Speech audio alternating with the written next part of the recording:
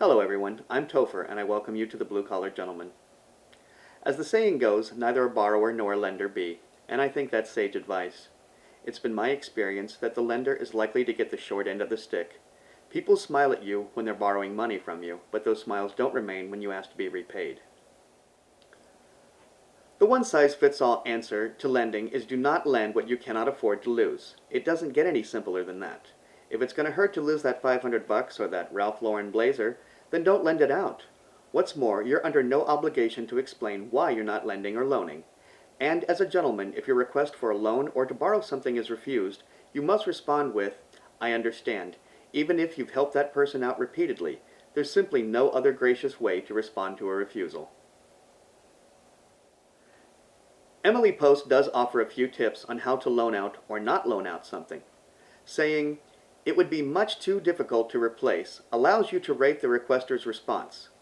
If their response seems to suggest that you could replace it easily, it's time for the firm, "I'm sorry, no, I'm not going to loan you that," followed by, "I consider the matter over," if the person persists. Being a gentleman doesn't mean being a doormat. Can't bear to lose it? Don't loan it out. An assurance that the other party would replace the item is based entirely on how much trust you have in their word. Even still, only loan it if you can afford to lose it. If you're in the unfortunate circumstance of having broken something that's been loaned to you, the only, and I repeat, only acceptable response is to either purchase an in-kind replacement, and hopefully with a slight upgrade if possible, or to offer to pay for its replacement or repair. The piece of gentlemanly advice to bear in mind here is that if you can't afford to replace it, don't borrow it. Whether it's money, a car, or a souvenir bottle opener from Guadalajara, if you cannot replace the item, do not borrow it, no matter how briefly you may be using it. I once had to borrow a plunger from an upstairs neighbor when my ex-wife and I first moved to Brooklyn. It was falling apart, and I used it anyway. By so doing, I rendered it unusable. I now had to replace it. The fact that it was in terrible condition when it was loaned to me was immaterial. It became broken while it was in my possession, so the only acceptable thing for me to do was to run to the nearest hardware store and buy a replacement. If you've been entrusted with something of great value, it's important to establish how far your responsibilities go in maintaining the item.